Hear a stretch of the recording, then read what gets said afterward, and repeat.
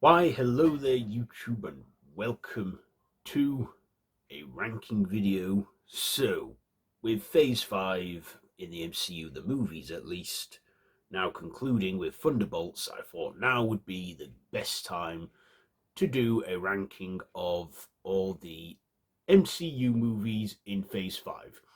The Disney Plus shows, I'll do a list for them once Ironheart has finished, which will be in the summer. It comes out just before Fantastic Four does and Phase 6 kicks off.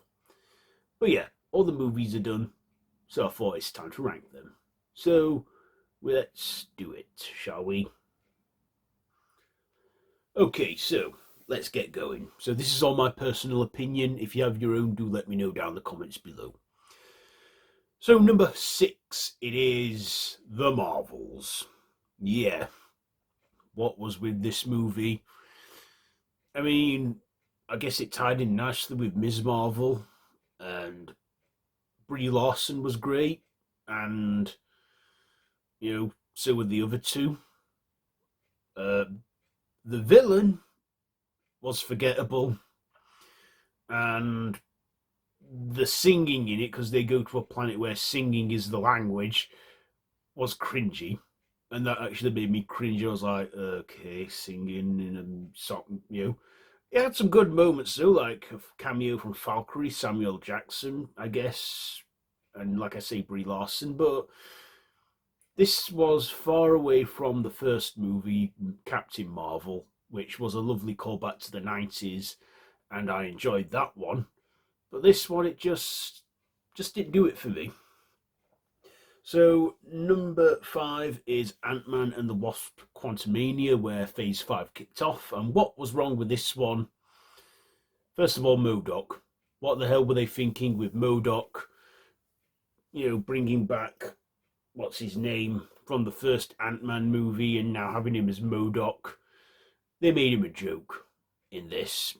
Also, Kang the Conqueror, set to be the next big bad of the MCU, but ended up being a one-time villain. And then there was the mid-credit scene which was setting things up for Avengers Kang Dynasty, which of course we now know isn't happening because of Jonathan Majors firing. And this film was drowning in CGI, especially with them being in the quantum realm. It just looked like a rushed production, and yeah, once they entered the quantum realm, it started to become a bit of a headache, a bit of a chore to watch.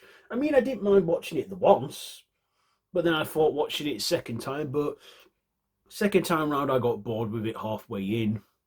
So yeah, not a great start to Phase 5, is it?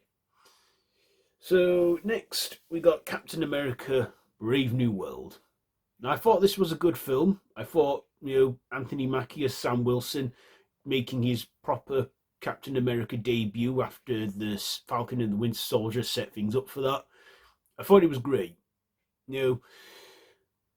and bringing Harrison Ford in it as Thunderbolt Thaddeus Ross, to be the Red Hulk after the passing of William Hurt. I thought he was an okay recast, I guess.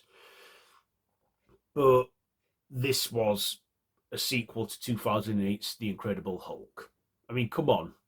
It was a sequel to 2008 The Incredible Hulk without the Hulk. I've always wanted to see another standalone Hulk movie in the MCU. This could have been it. But we didn't have Mark Ruffalo as Hulk. We got the leader at last, return. The guy who played him in the 2008 film return as the leader. We got a cameo from Liv Tyler as Betty Ross. And the Red Hulk was great, but they definitely tricked us into going to see this film. It was 2 hours, which I thought was, good, because at this point the Marvel movies tended to stretch over, but this one you can tell it suffered from the reshoots, and Red Hulk, he's hardly in it. He's in it for like 10 minutes in the third act, and it's a 10-minute fight. They basically just used him as the marketing gimmick, where we, the fans, impatiently waited to see him Hulk out, and he did. But by the time it got to it, you'd sort of more or less had enough already. But yeah, this would have worked better as a Hulk movie, not a Captain America one, obviously. Number 3 is the most recent one, Thunderbolts. Yes, Thunderbolts from the final film in the phase. This one didn't feel like homework. This one was a fun film. We had great comic relief from David Harbour as Red Guardian and Lewis Pullman as Bob. We had some fun action. It was just a fun film. Some fun, popcorn action. Of course, we know the real villain was Valentina for, doing this all and stuff. I don't like how they did Dirty on Taskmaster, how sudden her demise was. They could have really fleshed her out and made it better, but they didn't. But they definitely mismarketed her as well to get us watching. But other than that, Thunderbolts was a fun film. I had a good end credit scene, and a fun post credit scene teasing the next movie. But yeah, Thunderbolts was a good one. Or New Avengers, I should say. So number 2 is Guardians of the Galaxy Volume 3. The first one, brilliant. The second one, not as good, but okay. This third one, not as good as the first one, better than the second one. The 2.5 hour runtime actually flies by for me. We get, tragic, sad moments with Rocket's backstory. We find out how he became the raccoon we know him as. We see the F-bomb drop for the first time in a Marvel Studios film, but only one, because you can only get away with it with so many bad words in a 12A film. But yeah, this was a great conclusion to James Gunn's Guardians of the Galaxy trilogy. And yeah, I'm glad that he came back to do this one after Disney sacked him and then asked him to come back. But, Disney kind of shot themselves in the foot with that one, because now he's doing DC and he's running the show there, or co-running it. But yeah, this was a great closeout to the Guardians of the Galaxy tale, from introducing us to unknown characters to making them lovable and well-known, and killer soundtracks. So yeah, it was a good one, a fun one. You'll laugh, you'll cry, you'll lose your cool. Was a great epic finale. And number 1 is obvious. It's Deadpool and Wolverine, the only Marvel Studio film to come out in 2024. They did everything right, I think, to me in this one. They kept Ryan Reynolds as Deadpool, the Deadpool we knew from the previous 2 films. They brought back Hugh Jackman as Wolverine, even though it wasn't the same Wolverine from the Fox era that we knew.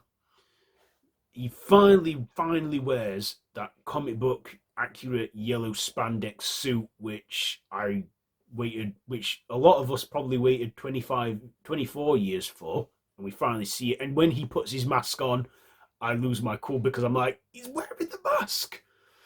I loved it. And they kept it R-rated because they knew Deadpool can't do it PG-13. Guess they can as a Christmas special short, but not as a feature film.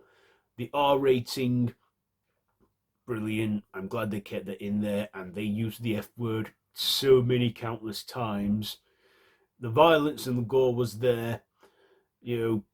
We had fun cameos from some old faces from the Fox era, which I loved, like Wesley Snipes returning as Blade, even though that was a new line.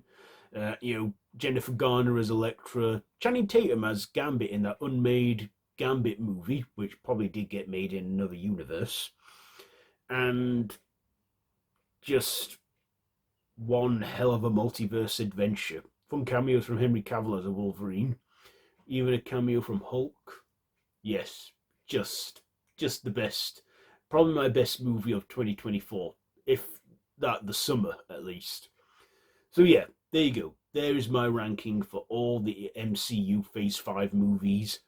How would you rank these? Let me know down in the comments below, and if you like this video, be sure to give it a big thumbs up, share with your friends, and feel free to subscribe to the channel if you haven't already, and to hit that notification bell. I've been Random Ross, and this has been a ranking video of the MCU's fifth phase movies. So, be sure to like, share, comment, subscribe, hit that notification bell. And if you love horror content, I've got a channel for that in the description or in the cards above, so you can check that out if you wish. So yeah, until next time, I bid you all a goodbye, friends. Goodbye.